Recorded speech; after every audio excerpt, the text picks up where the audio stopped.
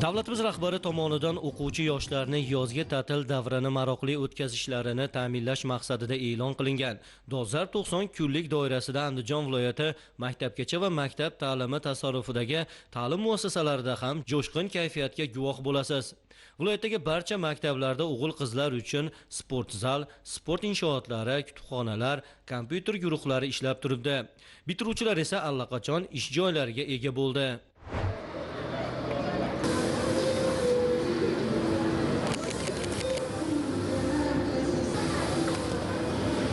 Yurtboshimizni 2025-yil 15-may kungi maktab ta'lim tizimiga bag'ishlab o'tkazilgan selektor davomida ta'lim tizimida zamonaviy yondashuvni islohotlarni joriy qilish to'g'risida bergan topshiriqlari va bundan tashqari selektor davomida dolzarb 90 kunlik dasturni joriy etdi. Hozirgi kunda umumta'lim maktabimizda 8-sinfdan 11-sinfgacha bo'lgan o'quvchilarimiz 320 nafarni tashkil etib, ushbu dolzarb 90 kunlik jarayonda o'quvchilarimizdan ijtimoiy so'rovnomalar oldik.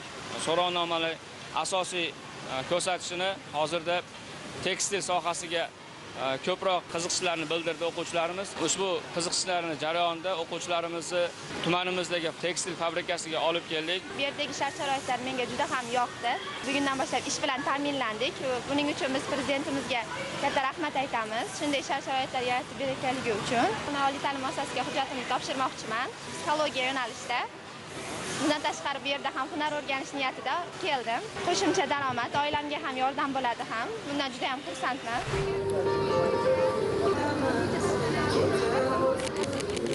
Muassasalarda har kuni sport yo'nalishida mini futbol, kurash, voleybol, shaxmat, milliy o'yinlar, stol tennisi, street workout, gimnastika, o'quvchilar o'rtasida kibersport tashkil qilinayotgani bo'lsa, ma'naviy, ma'rifiy va madaniy tadbirlar yo'nalishida yurtim tarixini o'rganamiz shiori ostida mamlakatimizning tarixiy qadamjolari, diqqatga sazovor bo'lgan joylarga sayohatlari tashkil etilmoqda. Haftaning har shanba kuni esa konsert dasturlari yoshlarning bo'sh vaqtlarini sermazmun o'tishida muhim o'rin tutyapti. Shuningdek, bitiruvchi sinf o'quvchilari o'zlari sevgan kasblar bo'yicha ish joylariga ham ega bo'lishmoqda.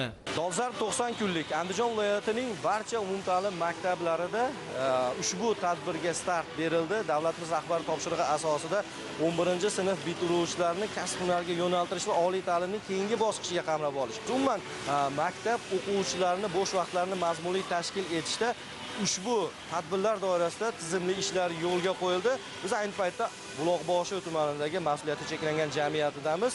E'tibor bersangiz, ushbu jamiyatda asosan xotin-qizlar faoliyat yuritadi va umumta'lim maktablarining bitiruvchilari va o'quvchilari ham ushbu joyda ham kasb-hunar o'rganib, ham daromadli bo'lishmoqda. Prezidentimiz bizga shunday imkoniyat yaratib berganki, ham ishlab, ham o'qish imkoniyatiga egamiz. Hozirda tikuvchilik qilmoqdaman, ko'rib turganingizdek. Buni qayerda o'rgangansiz?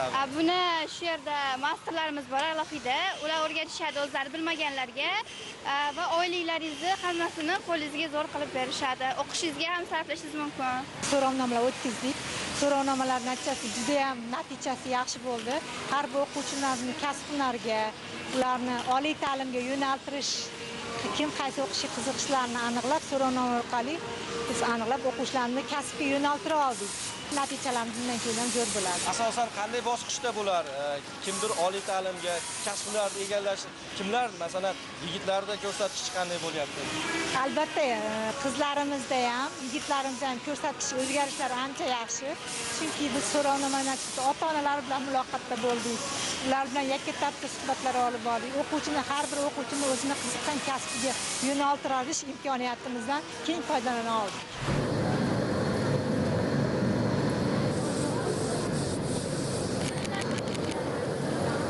Dolzarb 90 kunlik Buloqboshi ta'lim xodimlari va o'quvchilar uchun ham sermazmun kechmoqda. Belgilangan reja asosida o'g'il-qizlar o'rtasida 2 til, bitta kasb yo'nalishi amaliyotga joriy qilindi. Ishlab chiqarish korxonalarida ish o'rgangan yoshlar ish joyini tanlash imkoniga ham ega bo'lishmoqda. Dolzarb 90 kun loyihasi bo'yicha korxonasiga keldim va bu yerda shart-sharoitlar juda ham yaxshi. Menga yoqdi. Avvaldan tikuvchilikka qiziqqanligim uchun ishga qabul qilindim. Yozgi ta'tilda qo'shimcha daromad olish maqsadida ham keldim. Bunday shart-sharoitlar yaratib bergani uchun prezidentimizga o'z minnatdorchiligimni bildiraman. O'quvchi yoshlarda sport musobaqalari, ma'naviy ma'rifiy yo'nalishda kasbga yo'naltirish sohalarida bir qator ishlar amalga oshirilyapti. Jumladan mana bugun bizda voleybol musobaqasi maktab ta'lim bosqichi yo'nalishi bo'yicha tuman kubogi o'tkazilyapti. 500 dan oshiq yoshlarimiz ikkita jam Ko'hna Buloq ham Fayzem fabrikasiga olib kirib ular tanishtirdik. Bu yerda o'z ishlash xohishini bildirgan 180 nafardan ortiq yoshlar bugun ish bilan ta'minlandi. O'z ishlash xohishini bildirib shu yerda ishlash maqsadida qoldi. Bo'sh vaqtini yoz davrini mazmunli o'tkazadi ham oilasiga daromad olib keladi. Maktabimizda o'tkazilayotgan ikkita til bitta kasb yo'nalishini amalda qo'llayapmiz. Ya'ni men ham ikkita tilni mukammal o'rganmoqdaman va o'zim uchun qiziqqan chevarchilik, tikuvchilik sohasiga ham hozir qiziqib shu yerda ishlashga maqsad qo'ydim. Yoshlar o'rtasida bilim, kitobxonlik va faollikni oshirish maqsadida mahallalar va ta'lim muassasalarida ma'naviy ma'rifiy tadbirlar o'tkazilmoqda.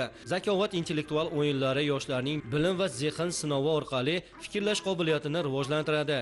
Shuningdek, kitobga bo'lgan qiziqishini oshirish maqsadida o'quvchi yoshlar hamda ularning ota-onalari ishtirokida kitobxonlik festivallari tashkil etilyapti. Bu orqali kitoblarni keng targ'ib qilish va oilada ma'naviy muhitni mustahkamlashga e'tibor qaratiladi. So'rovnoma o'tkazganmiz 9-10-11 sinf o'quvchilari o'rtasida. Bu so'rovnomalar nimaga yo'naltirilgan? Kim qaysi yo'nalishga qiziqadi? Kimdir o'qishga, kimdir kasb-hunarga qiziqadi, kimdir esa bir ijodiy yo'nalishlarga qiziqadi. Maktablarga borsangiz, maktablarda hayot qaynaydi. Ijodkor o'quvchilarimiz o'z ijod namunalarini ko'rsatish bilan, ijod bilan shug'ullanish bilan maktablarda band bo'lsa, kasb-hunarga qiziquvchi o'quvchilarimiz mana shunday tikuv sexlari ishlash istagini bildirgan o'quvchilarimiz mana shunday tikuv sexlarida o'z faoliyatini amalga oshirib kelmoqdalar. Ular kasb-hunar o'rganish bilan birgalikda oilasiga daromad olib kelishga ulgurgan. Dolzarb 90 kunlikni har bir kuni muhim ahamiyatga ega bo'lgan kun. Matematika, fizika, sport to'garaklari mavjud. Bugungi kunda biz tekstilda keldik. Bu yerda turli xil ish joylari mavjud ekan. Bichuv, anaqa tikish joylar mavjud. Biz bu imkoniyatlardan yaxshi foydalanib, ta'tilni maroqli o'tkazamiz. Iqtidorli yoshlarni aniqlash va qo'llab-quvvatlash maqsadida Qo'noqlar va zukkolar ko'rik tanlovlari ham ta'tildagi o'quvchilarning sevimli sport o'yinlaridan biri bo'ldi. Yozgi ta'til davrida ta'til qahramoni, faol maktab, namunali tuman, shahar nominatsiyalari orqali avgust oyi yakunida munosiblar rag'batlantirilishi ham alohida belgilab qo'yilgan. Bir so'z bilan aytganda Andijondagi maktablarda dolzarb 90 kunlik o'quvchi yoshlarning ta'til kunlarini mazmunga boyitishda muhim davr bo'lmoqda.